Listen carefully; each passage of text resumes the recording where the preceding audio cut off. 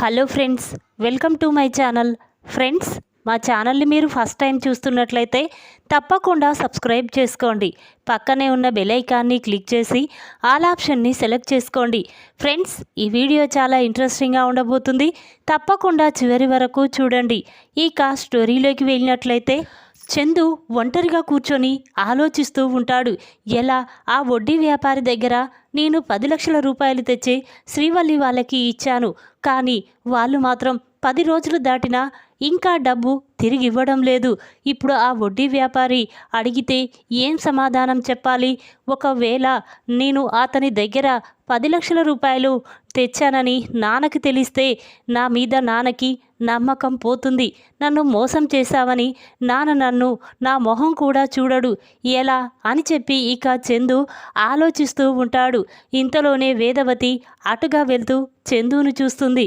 ఇదేంటి, పెద్దోడేంటి అలా దిగులుగా కూర్చున్నాడు, దేని గురించి ఆలోచిస్తున్నాడు అని చెప్పి ఇక వేదవతి వెంటనే చందు దగ్గరికి వచ్చి, ఒరే పెద్దోడా, ఏంట్రా అలా ఉన్నావేంటి, ఏం జరిగింది అని వేదవతి అనగానే అప్పుడు చందు, ఏమీ లేదమ్మా, కాస్త ఒంట్లో నలతగా ఉండడం వల్ల అలా కూసున్నాను అని చందు అనగానే అప్పుడు వేదవతి, ఏంట్రా జ్వరం ఉందా అని చెప్పి వేదవతి కంగారు పడుతూ ఉంటే అప్పుడు చందు, ఏమీ లేదమ్మా, కాస్త ఎందుకో నీరసంగా ఉంది అని చెప్పి ఇక చందు అక్కడి నుంచి వెళ్తూ ఉంటాడు.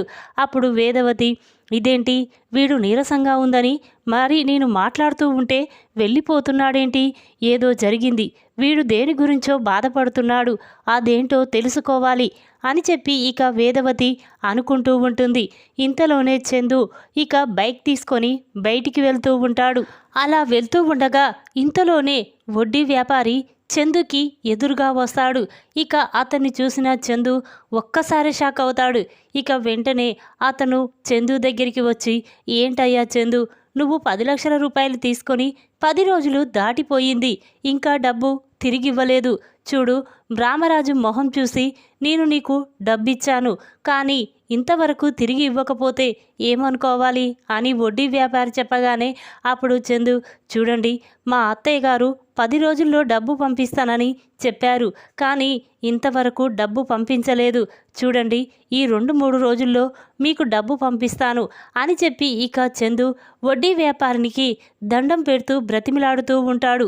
అప్పుడు వడ్డీ వ్యాపారి, చూడు చందు, ఈ 2-3 రోజుల్లో నువ్వు డబ్బు తిరిగి ఇవ్వకపోతే నేను మీ ఇంటికి వచ్చి అడగవలసి వస్తుంది అని చెప్పి ఇక అంటూ ఉంటే ఎప్పుడు చందు, వద్దండి సేట్జీ, నేనే తెచ్చి ఇస్తాను, కానీ ఇంటికి రాకండి. అక్కడికి వస్తే మా అమ్మకి నాన్నకి నేను డబ్బు గురించి తెలిసిపోతుంది. అప్పుడు నన్ను నిలదీస్తే ఏం చెప్పాలో కూడా అర్థం కాదు. ఇక మోసం చేశామని మా నాన్న నా మొహం కూడా చూడడు అని చెప్పి చందు అంటూ ఉంటే అప్పుడు వ్యాపారి సరే అని చెప్పి ఇక అక్కడి నుంచి వెళ్తూ ఉంటాడు. ఇక ఇంతలోనే అటుగా వెళ్తున్న రామరాజు చందు వడ్డీ వ్యాపారిని చూసి, ఏంటి, చందు ఏదో ఆ వ్యాపారితో మాట్లాడుతున్నాడు, అందులోని దండం పెట్టి మరీ మాట్లాడుతున్నాడంటే ఏం జరిగి ఉంటుంది?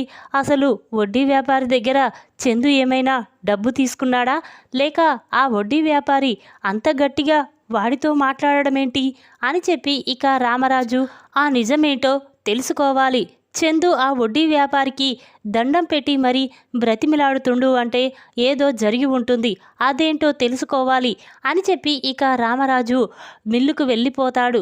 ఇక అక్కడ కూర్చొని కూడా చందు ఆ వడ్డీ వ్యాపారి గురించే ఆలోచిస్తూ ఉంటాడు. ఏంటి, పెద్దోడికి ఏదైనా సమస్య వచ్చిందా, మరి నాతో చెప్పుకోని సమస్య ఏముంటుంది, అతనితో ఏం మాట్లాడాడు, అతన్ని ఎందుకు బ్రతిమిలాడుతున్నాడు, ఈ పెద్దోడు ఏదో నా దగ్గర దాస్తున్నాడు, ఆ నిజమేంటో నేను వడ్డీ వ్యాపారిని అడిగి తెలుసుకుంటాను అని చెప్పి రామరాజు వెంటనే తన ఫోన్ తీసి ఆ వడ్డీ వ్యాపారికి ఫోన్ చేస్తాడు. రామరాజు నుంచి ఫోన్ రావడంతో ఆ వడ్డీ వ్యాపారి ఫోన్ లిఫ్ట్ చేసి, చెప్పండి రామరాజు గారు అనగానే అప్పుడు రామరాజు, చూడండి, మీతో నేను అర్జెంటుగా మాట్లాడాలి, వెంటనే మీ దగ్గరికి వచ్చేస్తున్నాను, మీరు అక్కడే ఉన్నారు కదా అని రామరాజు అనగానే అప్పుడు వడ్డీ వ్యాపారి, లేదండి, నేను షాప్ దగ్గరే ఉన్నాను, మీరు వచ్చేయండి అని వడ్డీ వ్యాపారి చెప్పగానే అప్పుడు రామరాజు, సరేనండి అని చెప్పి ఇక ఫోన్ పెట్టేసి వెంటనే రామరాజు వడ్డీ వ్యాపారి దగ్గరికి వెళ్తాడు. రామరాజును చూసిన ఆ వడ్డీ వ్యాపారి, రామరాజు గారు రండి కూర్చోండి అని చెప్పి అనగానే ఇక రామరాజు కూర్చుంటాడు. అప్పుడు వ్యాపారి, ఏంటి రామరాజు, ఏమైనా డబ్బు కావాలా? నాతో ఏదో అర్జెంటుగా మాట్లాడాలన్నారు, ఏ విషయం అని వడ్డీ వ్యాపారి అనగానే అప్పుడు రామరాజు, చూడండి మీరు తప్పుగా అనుకోవద్దు, కానీ ఇందాక నువ్వు మా చందు మాట్లాడుకోవడం నేను విన్నాను. కానీ వాడేమో బ్రతిమిలాడుతున్నాడు, మీరు మాత్రం కాదు ఖచ్చితంగా ఇవ్వాలని మా పెద్దోడికి చెప్తున్నారు. కానీ అదేంటో నాకు అర్థం కాలేదు, చెప్పండి అనగానే అప్పుడు వడ్డీ వ్యాపారి కంగారు పడుతూ ఉంటాడు. ఇదేంటి, ఆ చందు డబ్బు తీసుకువెళ్ళాడు, వాళ్ళ నాన్నకు తెలియొద్దన్నాడు. ఒకవేళ ఇప్పుడు నేను చెప్పకపోతే రామరాజుకి నా మీద మరింత కోపం వస్తుందో ఏమో అని చెప్పి అప్పుడు వడ్డీ వ్యాపారి మనసులో అనుకుంటూ ఉండగా అప్పుడు రామరాజు, అదేంటి సేట్జీ, నేను మాట్లాడుతూనే ఉన్నాను, మీరు మాత్రం సైలెంట్గా ఉన్నారు, చెప్పండి సేట్జీ, నా పెద్ద కొడుకు ఏమైనా ఆపదలో ఉన్నాడా అని రామరాజు అనగానే అప్పుడు ఆ సేట్జీ మాత్రం, చూడండి రామరాజు గారు, మీ పెద్ద కొడుకు చందు నా దగ్గర 10 లక్షల రూపాయలు వడ్డీకి తీసుకువెళ్ళాడు, 10 రోజుల్లో తిరిగి ఇస్తానన్నాడు. కానీ 10 రోజులు దాటినా ఇంతవరకు ఆ డబ్బు తీసుకురాలేదు, తిరిగి ఇవ్వలేదు. అందుకే మీ పెద్దోడు కలిస్తే నేను ఆ డబ్బు గురించే అడిగితే ఈ 2-3 రోజుల్లో తిరిగి ఇచ్చేస్తానని చెప్పాడు అని సేట్జీ చెప్పగానే ఆ మాటలు విన్న రామరాజు ఒక్కసారే షాక్ అయిపోతాడు. అదేంటి సేట్జీ, నాకు తెలియకుండా మా పెద్దోడు నీ దగ్గర 10 లక్షలు తీసుకోవడం ఏంటి? అయినా మీరు ఎలా ఇచ్చారు సేట్జీ, నాకు తెలియకుండా అని రామరాజు అనగానే అప్పుడు ఆ సేట్జీ, చూడు రామరాజు, ముందే చెప్పాను, మీ నాన్నని తీసుకురా, నీకు ఎంత డబ్బైనా ఇస్తాను, కానీ నీకు ఇలా ఇవ్వాలంటే నా దగ్గర డబ్బు లేదని చెప్పడంతో మీ కొద్ద కొడుకు మాత్రం నన్ను బ్రతిమిలాడాడు, 10 రోజుల్లో తిరిగి ఇచ్చేస్తానన్నాడు. కానీ ఏం ఆపద ఉందో అని నేను నీ మొహం చూసి నీ పెద్ద కొడుక్కి ఆ 10 లక్షలు ఇచ్చాను, కానీ ఇంతవరకు తిరిగి ఇవ్వలేదు అని చెప్పి వడ్డీ వ్యాపారి చెప్పగానే ఆ మాటలు విన్న రామరాజు ఒక్కసారి స్టన్ అయిపోతాడు. సరే జడ్జి, ఆ 10 లక్షలు నేను నీకు తొందరలోనే ఇస్తాను అని చెప్పి ఇక రామరాజు అక్కడి నుంచి వెళ్ళిపోతాడు. ఇక హాల్లో కూర్చొని చందు గురించే ఆలోచిస్తూ ఉంటాడు. ఏంటి, పెద్దోడు ఏది చేసినా నాకు చెప్పకుండా చేయడు, కానీ ఈ డబ్బు విషయంలో నన్ను ఎందుకు మోసం చేశాడు, నాకు తెలియకుండా ఆ డబ్బు తీసుకొచ్చి ఏం చేశాడు అని చెప్పి రామరాజు అనుకుంటూ ఉంటాడు. ఇంతలోనే చందు, సాగర్ ఇంటికి వస్తారు. ఇక చందును చూసిన రామరాజు చాలా కోపంగా, ఒరే పెద్దోడా, నీతో కాస్త మాట్లాడాలరా అనగానే అప్పుడు చందు, ఏంటో చెప్పు నానా అని అంటాడు. అప్పుడు రామరాజు, చూర్రా, నువ్వు వడ్డీ వ్యాపారి దగ్గర ఆ 10 లక్షల రూపాయలు తెచ్చి ఏం చేశావురా అని రామరాజు అనగానే అప్పుడు చందు ఒక్కసారే షాక్ అయిపోతాడు. ఏంటి నాన్న, ఈ విషయం మీకెలా తెలిసింది అనగానే అప్పుడు రామరాజు, చూడు చందు, నువ్వు ఆ డబ్బు ఏం చేశావో ముందు అది చెప్పు, కానీ నాకు తెలియకుండా ఆ వడ్డీ వ్యాపారి దగ్గర డబ్బు తేవలసిన అవసరం నీకేముంది? పెళ్లి ఖర్చులకు కూడా నేనే డబ్బు తీసి ఇచ్చాను కదా, మరి నువ్వు అతని దగ్గర ఎందుకు తెచ్చావు అని రామరాజు అంటూ ఉంటే అప్పుడు చందు, అది కాదు నానా అని చెప్పి ఇక కంగారు పడుతూ ఉంటాడు. ఇక ఇంతలో రామరాజు, చందు నిజం చెప్తావా లేదా అనగానే అప్పుడు చందు, చూడు నాన్న, శ్రీవల్లి వాళ్ళకి ఫైనాన్స్లో లాస్ వచ్చిందంటే ఆ వడ్డీ వ్యాపారి దగ్గర 10 లక్షలు తెచ్చి నేను శ్రీవల్లి వాళ్ళకి ఇచ్చాను నాన్న, అది మీకు తెలియకుండా చేయడం తప్పే, నన్ను క్షమించు నాన్న, ఈ పెళ్ళి ఆగిపోతే మీరు ఎంత బాధపడతారోనని ఆ బాధ ఉండకూడదనే ఇలా చేశాను నాన్న, కానీ మిమ్మల్ని మోసం చేయాలని కాదు అని చెప్పి ఇక చందు రామరాజుని బ్రతిమిలాడుతూ ఉంటాడు. ఆ మాటలు విన్న రామరాజుకి చాలా కోపం వస్తుంది. వెంటనే చందు చెంప పగలగొట్టబోతాడు. అది చూసిన శ్రీవల్లి వెంటనే అక్కడికి వచ్చి రామరాజు చెయ్యి పట్టుకుంటుంది.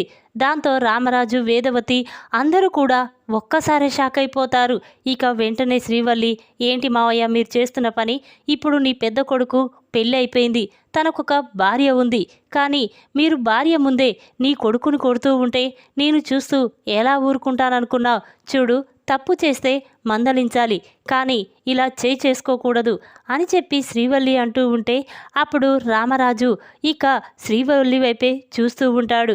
ఇక చందు మాత్రం, ఏ శ్రీవల్లి, నీకేమైనా పిచ్చా? మా నాన్న నన్ను కొడతాడు, నీకంటే ముందు నువ్వు పక్కకు తప్పుకో అని చందు అంటూ ఉంటే అప్పుడు శ్రీవల్లి, చూడు బావా, నీ మీద ఎవ్వరు చెయ్యేసినా నేను ఊరుకోను, కానీ మీ నాన్న నిన్ను కొడుతూ ఉంటే నేనెలా చూస్తాననుకుంటున్నావు అని చెప్పి శ్రీవల్లి రామరాజుకి ఎదురు తిరుగుతుంది. ఇక అది చూసిన రామరాజు చాలా బాధపడుతూ ఉంటాడు. ఒరే చందు, నువ్వు కూడా వాళ్ళలాగా నాకు తగిన బుద్ధే చెప్పావురా. చూడు, ఇన్ని రోజులు నా కొడుకు నా మాట వింటాడు, నన్ను మోసం చేయడు అని ఎంతో నమ్మకంతో ఉన్నాను. కానీ ఇప్పుడు ఆ నమ్మకాన్ని నువ్వు పోగొట్టుకున్నావురా. నన్ను మోసం చేసి నాకు తెలియకుండా డబ్బిచ్చిందే కాకుండా ఇప్పుడు నీ భార్యతో ఎదురు తిరుగుతున్నావు. భలే ఉందిరా అని చెప్పి రామరాజు బాధపడుతూ ఉంటే అప్పుడు చందు, లేదు నానా, నన్ను క్షమించు నానా, నీకు చెప్పకుండా చేయడం తప్పే, నన్ను క్షమించు అని చందు బ్రతిమిలాడుతూ ఉంటాడు. అప్పుడు శ్రీవల్లి, బావా, నువ్వేం తప్పు చేశావు? డబ్బు 10 లక్షలు ఇవ్వడమేనా? చూడు, ఆ 10 లక్షల రూపాయలు తొందరలోనే తిరిగిచ్చేస్తాను, కానీ నువ్వు ఎవరిని బ్రతిమిలాడే అవసరం లేదు అని శ్రీవల్లి అనగానే ఆ మాటలు విన్న వేదవతికి చాలా కోపం వస్తుంది. వెంటనే శ్రీవల్లి చెంప పగలగొడుతుంది. చూడు, కన్న తండ్రి ఆ మాత్రం కొట్టే అర్హత లేదా? చూడు, నిన్న కాక మొన్న వచ్చిన నువ్వు మా ఆయననే ఎదిరిస్తావా? ఎంత ధైర్యమే నీకు అని వేదవతి అంటూ ఉంటే అప్పుడు శ్రీవల్లి, చూడత్తయ్య, ఫైనాన్స్లో లాస్ వచ్చిందని బావని డబ్బడిగి తీసుకున్న మాట నిజమే, కానీ అది తిరిగి ఇవ్వకపోతే బాధపడాలి. తిరిగి ఇచ్చేస్తానని చెప్పాను కదా. తప్పు చేసినట్టు అంతమంది ముందు నా భర్తని కొడుతూ ఉంటే నేనెలా చూస్తూ ఊరుకుంటాననుకున్నారు? చూడండి, ఇంకొకసారి నా భర్త మీద చెయ్యేస్తే నేను ఊరుకోను అని చెప్పి శ్రీవల్లి రామరాజుకి వార్నింగ్ ఇస్తుంది. ఇక దాంతో రామరాజు కన్నీళ్లు పెట్టుకుంటూ బాధపడుతూ ఉంటాడు. అప్పుడు చందు, చూడు శ్రీవల్లి, ఇది నాకు నా తండ్రికి సంబంధించిన విషయం, నువ్వు ఇందులో తల దూర్చొద్దు, చూడు, పక్కకి వెళ్ళు అని చెప్పి శ్రీవల్లిని పక్కకు నెట్టేస్తాడు. ఇక దాంతో రామరాజు వెంటనే చందుకి 2 చేతులు ఎత్తి దండం పెట్టి, ఒరేయ్, నువ్వు కూడా నన్ను మోసం చేస్తావని అస్సలు ఊహించుకోలేకపోయాన్రా. చూడు, ఇక నీ మొహం నాకు చూయించొద్దు, ముందిక్కడి నుంచి వెళ్ళు అని చెప్పి రామరాజు తన గదిలోకి వెళ్ళి బాధపడుతూ ఉంటాడు. ఇక అది చూసిన చందు వెంటనే శ్రీవల్లితో, చూడు, ఇదంతా నీ వల్లే, మా నాన్న నన్ను కొడుతుంటే నువ్వెందుకు అడ్డు వచ్చావు? చూడు, ఇంకొకసారి నాకు నాన్నకు మధ్య జరిగే విషయంలో నువ్వు మా ఇద్దరి మధ్యకి వచ్చావంటే నిన్ను చంపేస్తాను అని చెప్పి ఇక చందు శ్రీవల్లికి వార్నింగ్ ఇస్తాడు.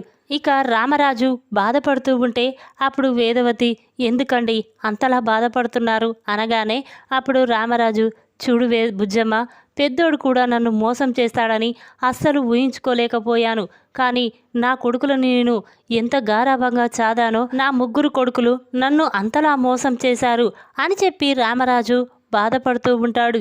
ఈ విధంగా డబ్బు విషయంలో రామరాజుకి ఎదురు తిరిగిన శ్రీవల్లి చెంప పగలగొట్టిన చందు.